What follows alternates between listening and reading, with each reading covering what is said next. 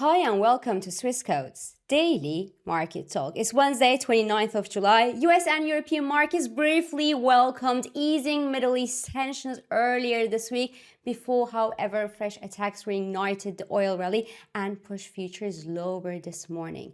Investors are obviously willing to rotate out of the AI heavyweights right now and into more defensive corners of the market. Earnings are strong and they're supportive, but on the other hand, the geopolitical tensions continue to be that dark cloud in the sky. Speaking of earnings, record earnings at SK Hynix fell short of lofty expectations today, accelerating the stock sell-off, while the next few days will bring more big technology earnings starting from today after the bell, likely accompanied by higher spending plans from these big technology companies that could trigger a further pushback against that spending from investors. So we will talk about that and more, but before we do, and as always, please keep in mind that opinions are my own and this is not financial advice.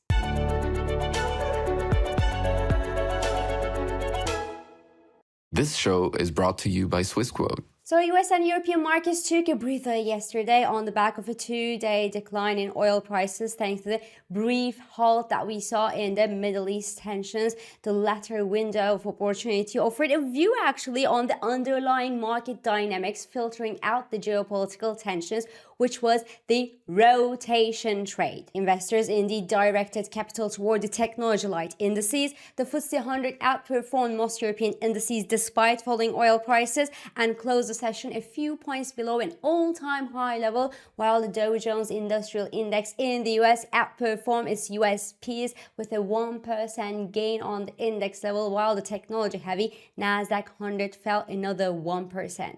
The S&P 500's eco-weighted index, on the other hand, advanced to a fresh all-time high level as the market cap weighted version saw its own upside capped by the pressure technology valuations into the big technology earnings due later today and in the coming days. Now, on the micro front, the earnings season is actually going well for most of the US and European companies. Looking inside Europe, the European banks, for example, are following their US peers and announcing strong second quarter results thanks to heightened trading, though a bit less strong and a bit less impressive than the US peers, which is sometimes waiting on their stock valuations. But across the Atlantic, nearly a third of the S&P 500 companies already reported their results and their earnings grew nearly 38%. That's well above the 23% earnings growth rate penciled in by analysts. Obviously, there are sectors like the airline companies, for example, that have been very heavily hit by rising, soaring energy prices due to the Middle East tensions in the second quarter. But overall, the earnings season is going quite well. Surprisingly well, indeed, given the tensions that we have seen in the second quarter and the soaring energy prices. Therefore, it somehow makes sense that a de-escalation in the Middle East tensions today that lead to a pullback in energy prices boosts appetite for risk assets around the globe. But the problem is that the calm in the Middle East never lasts long. Indeed, the news this morning suggests that the US intercepted fresh Iranian attacks on its military bases, and US crude jumps more than 3.5% this morning. At the time I'm talking here, US and European futures point at a negative start to the day. Now, later today, the US Federal Reserve will announce its second monetary policy decision under its new governor, Mr. Kevin Warsh. Activity on Fed funds futures now assesses no more than a 30% chance for a 25 basis point hike today. But because Mr. Warsh abandons the forward guidance strategy of the Fed and refuses to guide the markets toward the rate decisions, the options are and will be open at this week's meeting and for future FOMC meetings. Again, as I discussed earlier this week and earlier weeks, I don't believe that the Fed is in a rush to hike the interest rates this week. The latest inflation figures from the US were indeed soft enough to justify waiting at least until the September's FOMC meeting, yet the accompanying statement will likely remain cloudy as the situation in the Middle East is, with a hawkish shift as Kevin Warsh is not happy with inflation in the US running above target for the past half a decade, regardless of the recent rise that we saw in energy prices. So we know that a Fed rate hike is coming, we just don't know when. A partially priced rate hike today would definitely spoil the market mood and be politically interesting to watch as well, while no change in the Fed's policy, which is the base case scenario still, would keep focus on the geopolitical developments, energy prices, and earnings and reaction to these earnings. Speaking of earnings, SK Hynix revealed its second quarter earnings today, and the announcement didn't go smoothly, to say the least. The company actually reported record revenue while operating profit surged more than sixfold from a year earlier, driven by relentless demand for AI memory chips and great pricing capacity as well in this environment of chip scarcity. Alas, earnings fell 6% short of analysts' lofty forecast, and latter came just a few days after Chinese competition for memory chips emerged, hinting at softer pricing power in the future. Now, it's worth noting that some people say in the comments to these videos that the Chinese arrival to the memory chips market will rather increase supply for lower margin memory chips, leaving SK Hynix, Samsung, and Micron, so these three big chip makers, with more capacity to increase supply for higher margin chips that are required for AI.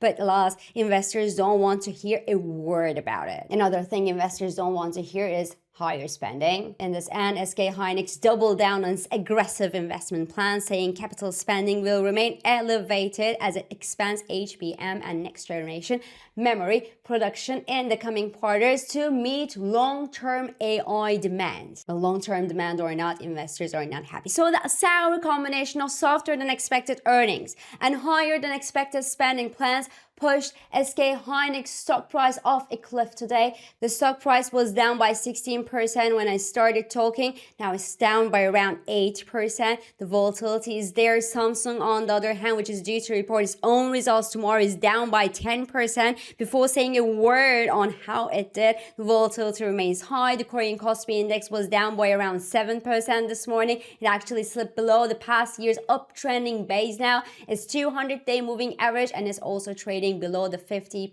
Fibonacci support on last year in Seoul rally. It is, however, approaching the oversold territory, which means that the sell-off could slow down in the coming weeks. Yet this memory chip bubble is now over, and I actually don't see investors returning to memory chip stocks with the same appetite, with the same enthusiasm that they did over the past year and so. So it's now time to catch that fresh wave of AI. Where is it? Time will tell. Now, I'm sorry to say this, but this is my last day before my summer break, so I won't be here to comment the upcoming big technology results before my return on August 10. But as we discussed longly during this week and the weeks before, I expect the earnings season to be shaky and heated for the big technology companies.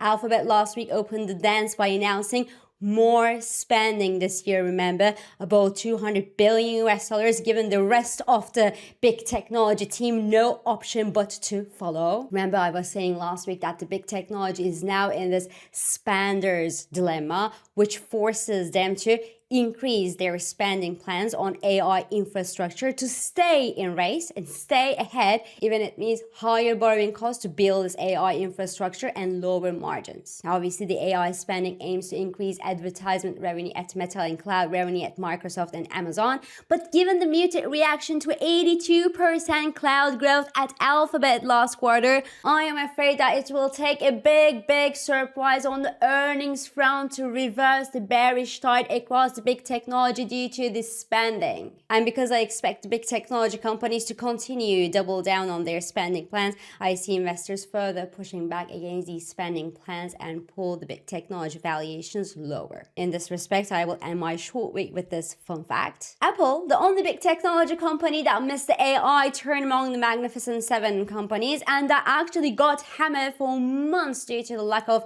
AI innovation, actually saw its market cap surge past Nvidia's this week. Apple's market cap today is a touch below the $5 trillion US mark, while Nvidia's market cap fell to $4.77 trillion US. That is yet the most clear example of the actual capital outflows from the big technologies, big spenders that so far benefited the companies in the AI supply chain, like chip makers, memory chip makers, the builders of the AI infrastructure. But now that trade is also dying. So what's next next? Time will tell. But I will leave it here with that question.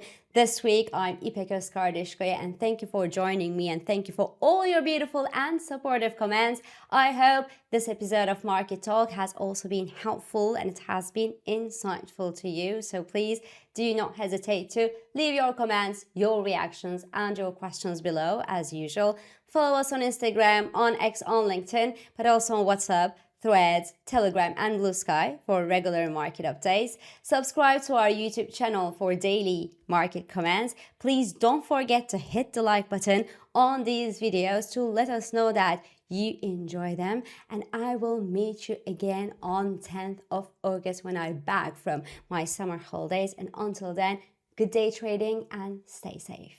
Trading and investing carry risks, including capital loss. CFDs in digital assets are volatile and not suitable for everyone. Swissquote assumes no responsibility for accuracy or losses from its use. Products and services are offered only where legally permitted.